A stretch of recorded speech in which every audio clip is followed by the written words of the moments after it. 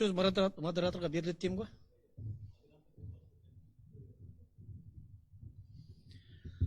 Қайырлы күн, құрметті ауыл тұрғындары, шақырылған қонақтар, сайлауға пікірсайысқа қош келдіңіздер. Бумакөл ауылдық әкімнің заңда белгіленген өкілеттерінің аяқталуына байланысты Бумакөл ауылдық округінің әкімнің сайлауы 2024 жылғы 2 маусымға тағайындалды. Осыған енді Бумакөл ауылдық округінің әкіміне лауазымына 3 кандидат тіркелді. Олар Бекеев Алдияр Бақчанович, Каймулдинов Нарымбек Өтегенович, Шакирова Жангүл Бериковна тіркелді. Құрметті жерлестер, енді қазір сіздердің алдарыңызда үміткерлер өздерінің жаңағы өмірбаянын таныстырып, бағдарламаларын таныстырады. Содан кейін сұрақтарыңызды қойып, жауап аласыздар. Бүгінгі біздің шараға облыстық аумақтық сайлау комиссиясының мүшелері Губашев Асланбек Зинатович және Хареденов Фархат Лаврич қатысып отыр. Енді өзім таныстырып жіберсем, Бөрлі ауданының аумақтық сайлау комиссиясының төрағасымын, Қаржауов Ерлан Аманжолович. Енді келесі сөзді мен дейтін жаңағы біздің модератор Ерасыл інімізге береміз.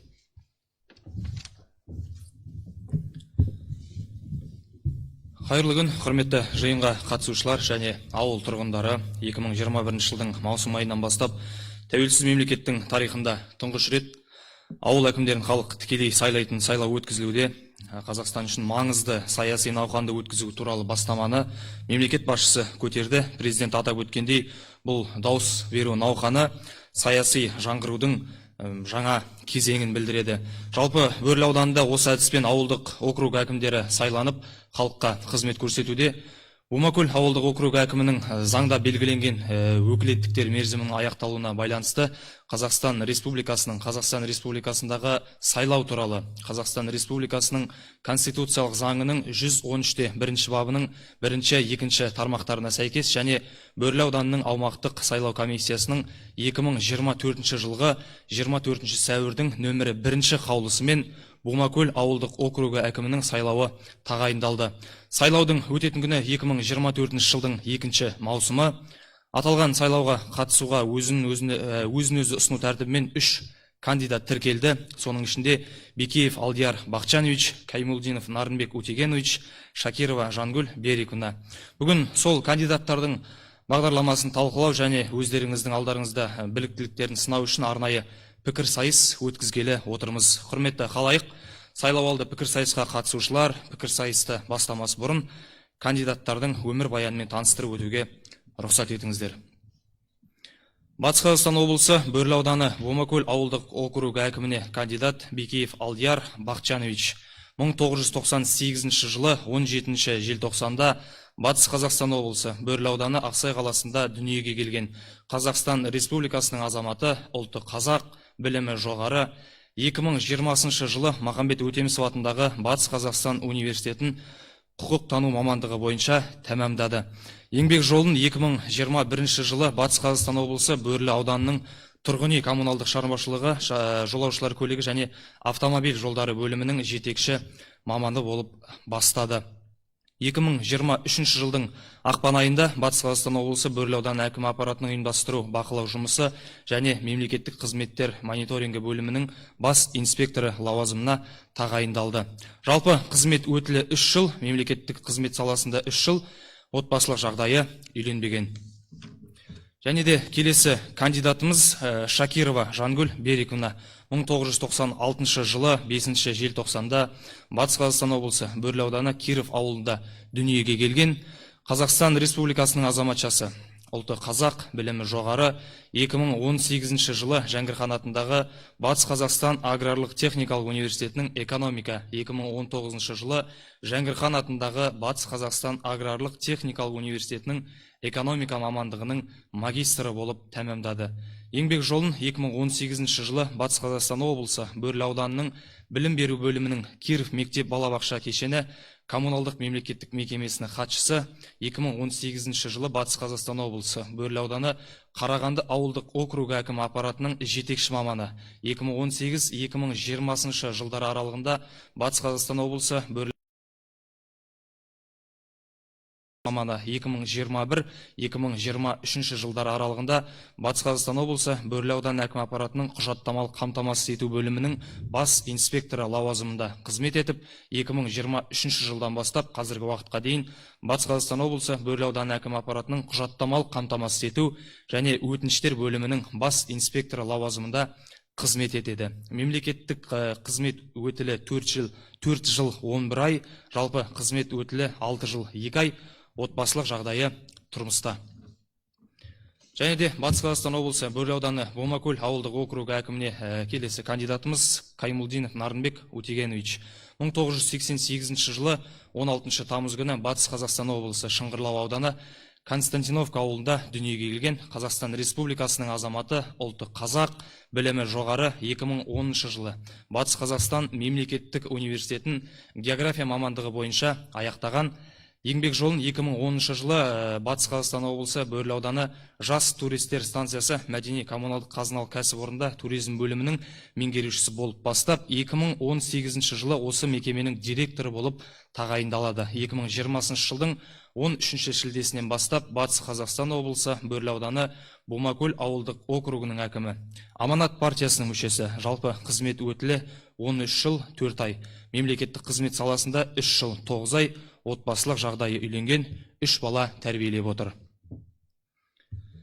Ал енді пікірсайысқа көшейік. Жалпы пікірсайысымыз 3 кезеңнен тұрады. Бірінші кезеңде ауыл әкімдігіне үміткер сайлауалды бағдарламаларымен, үміткерлер өздерінің сайлауалды бағдарламаларымен таныстыратын болады, өз-өздерін. Және екінші бөлімде кандидаттардың бір-біріне сауал қою арқылы азаматтық ұстаным мен түйінді мәселелерге көзқарастары белгілі болады деп үміттенеміз. Үшінші кезеңде ауыл тұрғындарының сауалдарына жауап беріледі, яғни пікірсайыс, сұрақ-жауап, аудиториямен кері байланыс. Біз тараптар пікірсайыстың осы ережелерін бұлжытпай сақтайды деп сенеміз. Пікірсайыс Батыс Қазақстан облыстық аумақтық сайлау комиссиясының Facebook ресми парақшасында тікелей эфирде көрсетілуде. Сонымен қатар аудандық бұқаралық ақпарат құралдарында көрініс табады деп сенеміз. Ендеше пікірсайысымызды бастамас бұрын күн тәртібін бекітіп алуға рұқсат етіңіздер. Бірінші кезеңде кандидаттар өз бағдарламаларын таныстыру үшін 5 минут уақыт беріледі. Екінші кезең кандидаттардың бір-біріне сұрақ қоюы, әр кандидатқа сұрақ қою уақыты 1 минут, жауап беру аралығы 3 минут. Үшінші кезең қатысушылардан қойған сұрақтарға жауап, сұрақ қою уақыты 1 минутқа дейін, жауап беру уақыты 3 минут аралығында. Қарсы қалыс болмаса күн тәртібі бекітілді. Құрметті ауыл тұрғындары, құрметті қонақтар, күні бүгін Бомакөл ауылының жалпы тұрғындарының саны 894 адам, оның ішінде сайлаушылар саны 698 адамды құрайды. 3 сайлау учаскелері бар. Нөмірі 109 сайлау учаскесінде 62, нөмірі 110 сайлау учаскесінде 441, нөмірі 111, 195 сайлау учаскесінде сайлаушылар тіркелген. 3 учаскелік сайлау комиссиясы құрамында 15 мүшеден тұрады. Қазіргі таңда сайлау учаскелері өз жұмыстарын бастағандығын хабарлаймыз. Олай болса, алдымен кандидаттардың сөйлеу ретін анықтап алу үшін кандидаттарымызды сахна төріне шақырайық. Жеребе тарту рәсімін ұсынамын.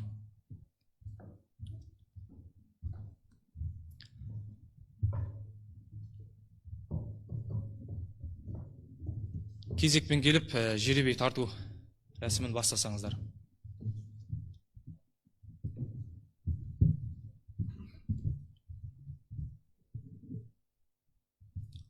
Келесі кандидатымыз.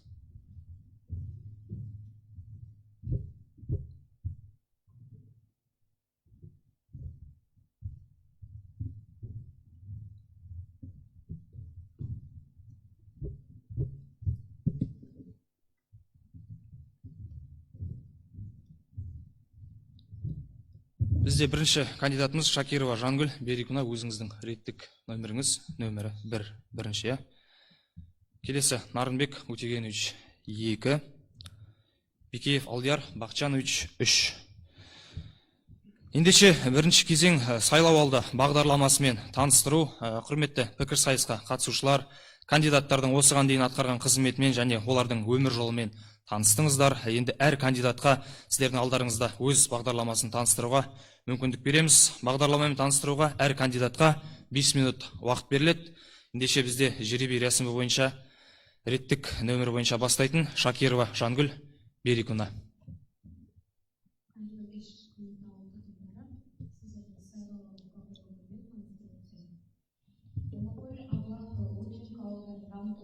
бағдарламаларын қолдау және іске асыру, ауыл тұрғындарының барлық жағынан қолдау көрсету, жолдарды күрделі жөндеу, олардың сапасын жақсарту мәселелерін шешу, ауылда жастардың салауатты өмір салтын ұстануына және мәдени шаралардың дұрыс ұйымдастырылуына жағдай жасау, жастар демалыс кезінде жұмыспен қамтамасыз ету жұмыстарын ұйымдастыру, сонымен қатар тұрмысы төмен отбасыларынан соғыс және еңбек ардагерлеріне, жалғызбасты зейнеткерлерге қайырымдылық бағдарламасын іске асыруға қолдау көрсету, сонымен қатар ауыл тұрғындарымен кездесулерде айтылған ескертулер мен ұсыныстарды жүзеге асыру бойынша жұмыстану.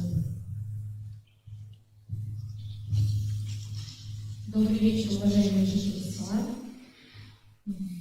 Моя предвыборная программа поддерживает и реализует программу развития села Бурмаколь, Аблахов, Велика, решать вопросы капитального ремонта дорог, улучшения их качества, создание условий для здорового образа жизни и правильной организации культурных мероприятий молодежи на селе, организация работы по обеспечению занятости в период летних каникул, оказать поддержку в реализации благотворительной помощи малообеспеченным семьям, ветеранам войны и труда, одиноким пенсионерам, а также прорабатывать вопросы реализации предложений и замечаний жителей села, высказанных на встречах с населением села.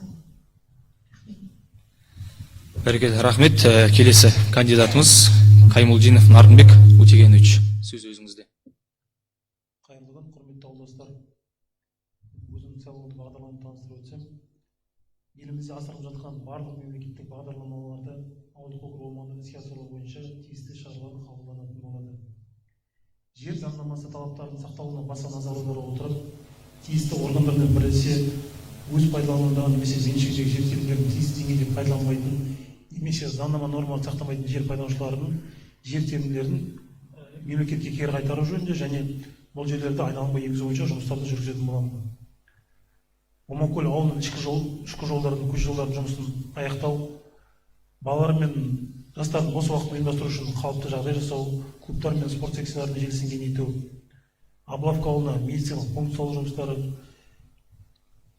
жаңадан 60 орындық мектеп жұмыс салу, ауыл көшелеріне қосымша бейне камералар орнату, Бурмаколь ауылына Ұлы Отан соғысына қатысқан қатысушыларға арналған мемориалдық тақтаны жаңарту, Утвинка ауылына медициналық пунктін қоршау, Утвинка ауылына баратын және ауыл ішіндегі электр желісін күрделі жөндеуден өткізу, қосымша көше шамдарын орнату, ауыл бюджетін ұлғайтуға, бюджет пен төлем тәртібін қатаң сақтауға қол жеткізу, азаматтардың заңдық құқықтары мен мүдделерін қорғау, қылмыстарды алдын алу және оның барлық көріністерімен күресу, ел бірлігі мен ұлттар арасындағы келісімді сақтау, Қазақстанның тәуелсіздігін және тұрақтылығын нығайту бойынша жүйелі жұмыстарды жүргізетін боламын. Және соңғы кандидатымыз Бекеев Алдияр Бақчанович.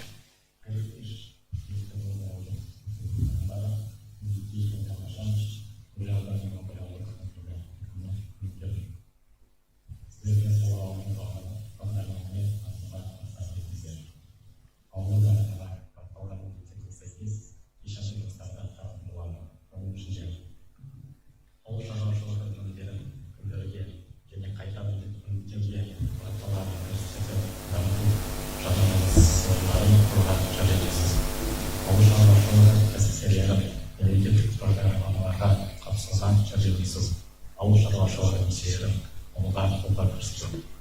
Ауыл шаруашылық бағытын дамыту мақсатында қосымша суармалы жерді өткізуге ықпал жасаймын.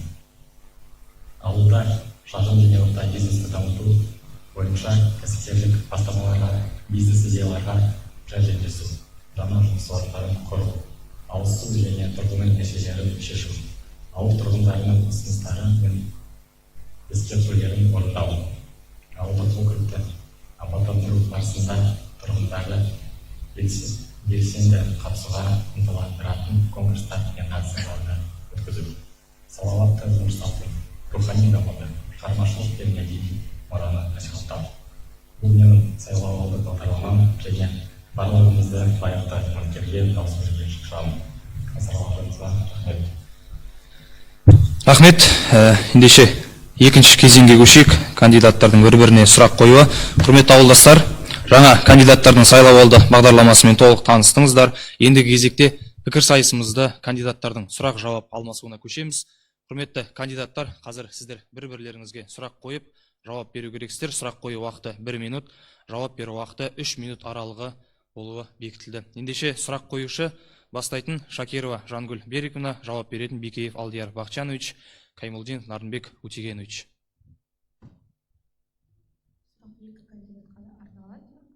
Если станете акимом, как будете решать вопрос о неиспользовании либо использовании по назначению земельных участков в Бакольском сельском округе?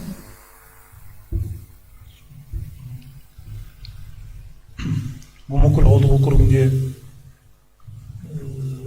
өз уақытында алып, қазір уақытта пайдаланбай отырған жер учаскелерін аудандық жер қатынастары бөлімімен бірлесе отырып, мемлекет есебіне қайтарып, және оны қайтадан конкурсқа шығарып, осы жерлерге қажет азаматтарға конкурс арқылы беру жұмыстарды жүргізуін айналысамын. Жауап берген Каймулдинов Нарынбек Утегенович, келесі жауап беруші Бикеев Алдияр Бақчанович. Если я стану акимом данного сельского округа, то сначала пойду анализ земельных участков, которые не используются, либо используются не по назначению. И дальше, в соответствии с законодательством, будем возвращать данные земли государству и заново вводить их в оборот. Рахмет. Келесі сұрақ қоюшы Каймулдинов Нарынбек Утегенович. Егер де әкім болған жағдайда бизнесті қалай дамытар едіңіз және жаңа жұмыс орындарды ашу және қандай бағдарламаларды қолданар едіңіздер?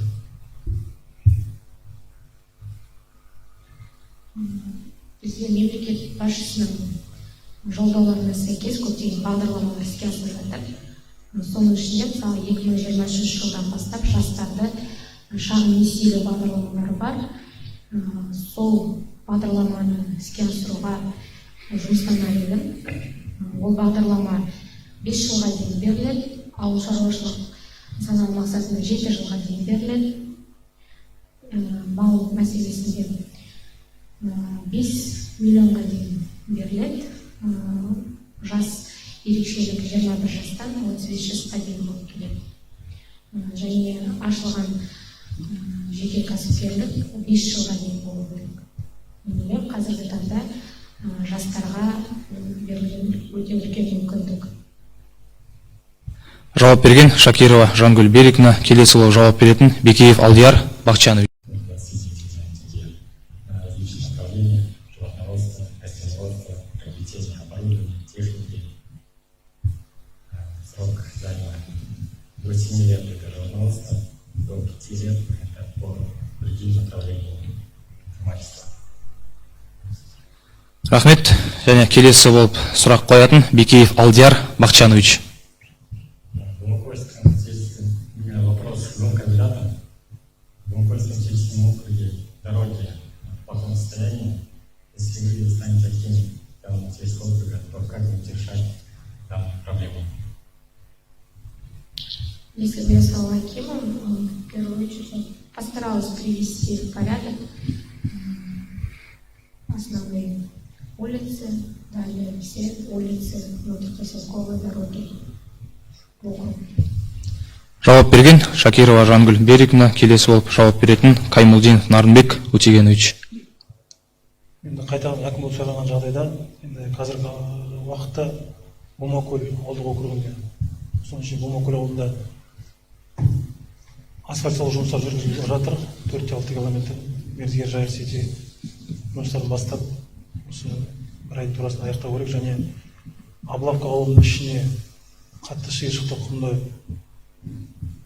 сметалық құжаттамалар жасалды. Ауданның бюджеттен ақша сұралып жатыр. Және Утуенко ауылына дейін жол өте нашар. Сол екі аралыққа тоже қатты шиыршықты құммен араластырылған, шебен араластырылған құмды төсеу жұмыстарына тоже смета жасалды. Сол жұмыстарды әлі де жалғасын аяқтар еді.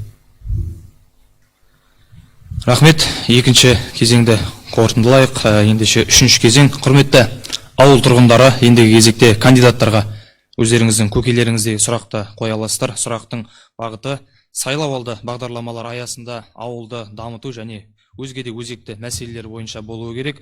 Сұрақ қою уақыты 1 минут, жауап беру уақыты 2-3 минут аралығы болып бекітілді.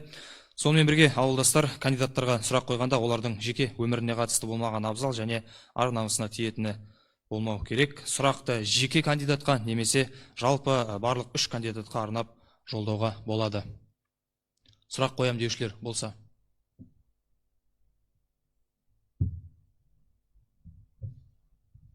Ауылды дамыту жолында өзекті мәселелер бойынша сұрақ қоятын тұрғындарымыз болса, микрофонға келіп сұрақтарыңыз қойсаңыздар.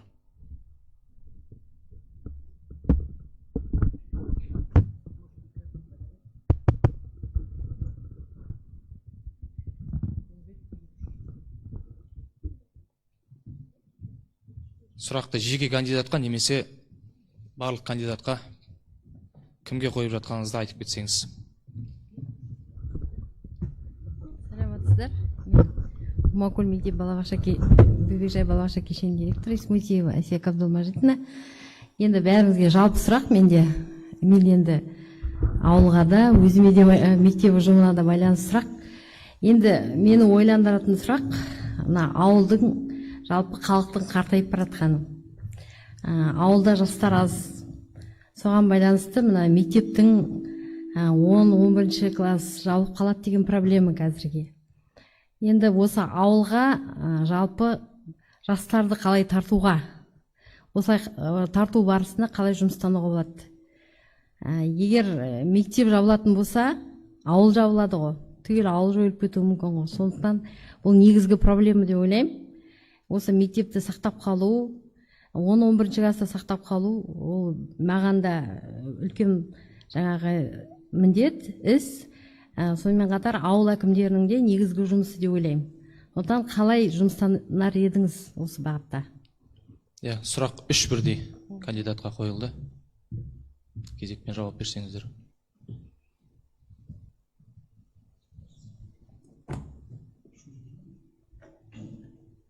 Барлық кандидатқа бірдей қойылды ғой сұрақ. Реттік нөмір бойынша бастай берсеңіз. Шакирова Жангүл. Ауылға жастарды қызықтыру бұл ең бірінші. Егер де ауылда жұмыс орындары болатын болса, мен ойлаймын, жастар ауылға тартылады. Мен бүгінгі таңда көргенімдей, Макул ауылдық округінде, Абылақыда да, Өтелкіда да табиғаты өте керемет. Жайлы, ауасы таза, бұл жерде өмір сүру үлкен бір ғанибет шығар. Жұмыс орындарын көптеп ашу деп ойлаймын. Түрлі бағдарламаларға қатыстыру, қазір ауылдық жерлерге қатысты жақсы бағдарламалар бар. Соларға қатысса, жұмыс орындары ашылса, жастар келеді деп ойлаймын. Рахмет. Келесі жауап беретін Каймолдинов Нарынбек Утегенович. Бізде Макул ауылдық округінде Макул мектеп бөбекжай және Абылақ мектеп бөбекжай кешені бар, екі мектебіміз бар. Енді Абылақ ауылында тоже өте күрделі сұрақ. Макул мектебінде қазір осы жылда оқушылар азайып бара жатыр. Осы уақытқа шейін көпбалалы отбасыларды, аз қамтылған отбасыларды көшіру жұмыстары жүргізіп қойдық. Абылақ ауылына төрт қызметтік үй, сол кісілерге орналастыру үшін қызметтік үйлер сатып алынды. Макул ауылынан, Абылақ ауылынан sonra қосымша жатақхана салдық. Сондай жұмыстар жүргізіп жатыр, және де ауыл жастар тарту үшін қазір көп жұмыс орындары, ең көп келетін жұмыс орындары мектеп, ұстаздар келетін, мұғалімдер келетін, жас мұғалімдер келетін. Ауылымызда аудандық туризм орталығы бар. Сонда көптеп келіп жатыр, сондай жұмыстарға әлде штат санын көбейтіп, жастарды тарту және осы мектеп жабылған жағдайда ол ауылдан түгел жастар көшіп кетеді. Сол себепті жабылған үшін осы жастарға қызықтыру, ауылымызда да түрлі спорттық секцияларда барлық жұмыс жасап жатыр. Жастарымыз келіп, спорт саламызда бар, мәдениет үйде бар ошақтар бар, соларда одан қызықты үйірмелер аштырып, қызықтыру болып ойлайды тағы. Рахмет. Келесі болып жауап беретін Бекеев Алдияр Бахчанович. Подняли основной вопрос. И если я стану акимом Бангольского сельского округа, то создам необходимые условия для переселения многодетных семей.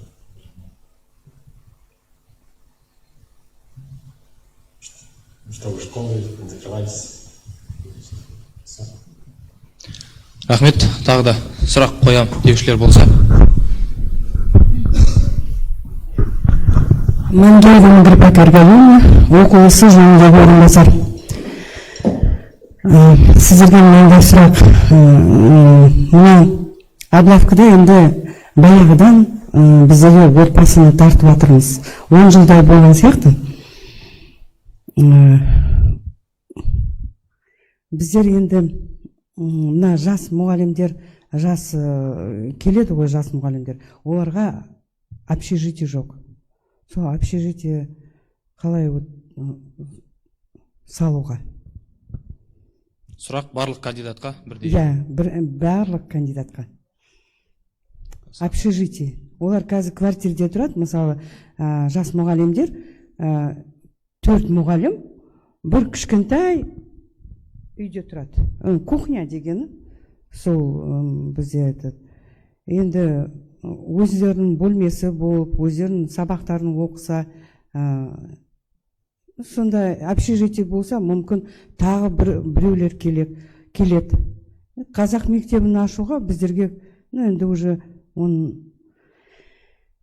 акиматтың көмектесе, сондай сұрақтар біздерге. Жақсы, рахмет. Кандидаттар жеребе рәсімі бойынша кезекпен жауап бере берсеңіздер. Менің бірінші қазір жатақхана мәселесі. Бұл ауылда тұрмаймын.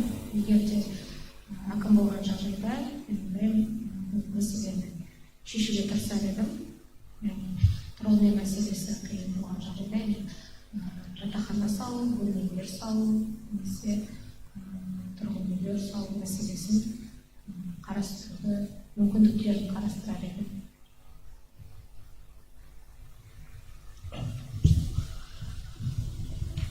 Қазіргі уақытта жатақхана салу, бірден қазір жатақхана салу жұмысы оңай емес. Аудандық бюджеттен ауылдарға жатақхана сұрау хат жазып жатырмыз. Аблавка ауылына келетін болсақ, бұл жерде үйлер арзанға түскесін қызметтік үйлер сатып алып жатырмыз. Бұл жұмыс әлде жалғасын табады. Және жаңадан жатақханалар салу, сол жұмысты ары қарай аудан әкімшілігінен сұрап салуға тырысамыз.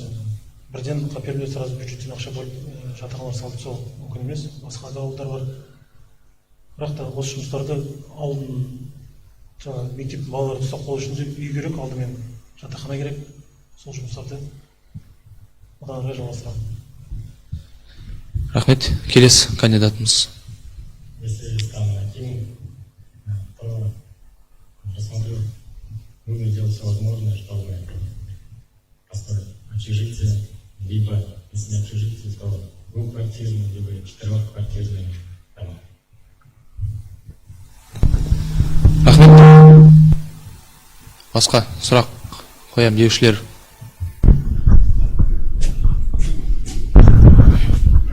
Шалбарк, ОМТО, еще екінші сұрақ. Ауылда жастарды ұстап қалу үшін қандай программа құрылдыңыздар?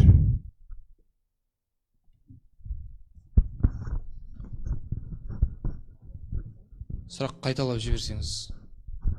Ауылда жастарды ұстап қалу үшін қандай программа құрылдыңыздар сіздер? Өздеріңіз программа ғой?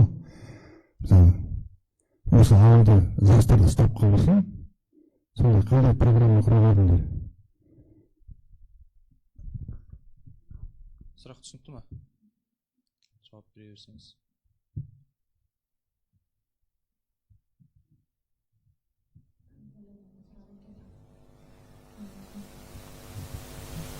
бағдарламалар дегенде қазіргі таңда бар бағдарламаларды жүзеге асырар едім.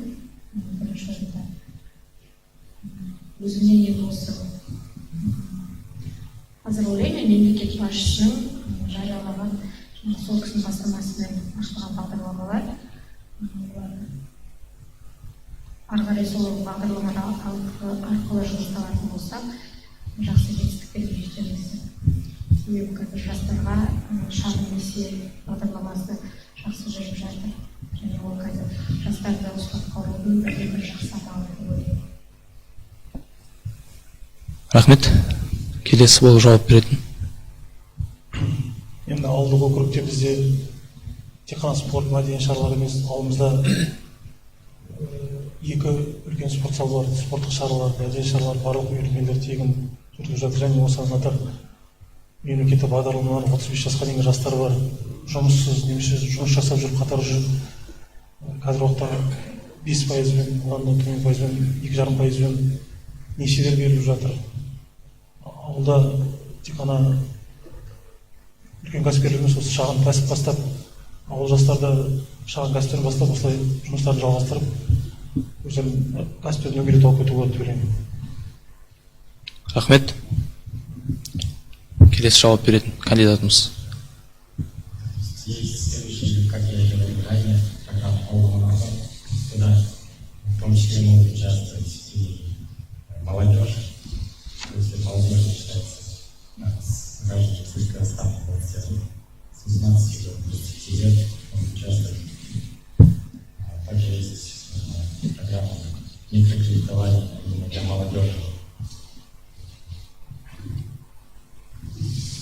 По Алмату физические лица, коллективного категориальное, по следующим шагам животноводства, растениеводства, приобретение оборудования. Эта программа действует 3 года. Она начала действовать с того года, что третьего. Сейчас уже второй этап, третий этап, последний.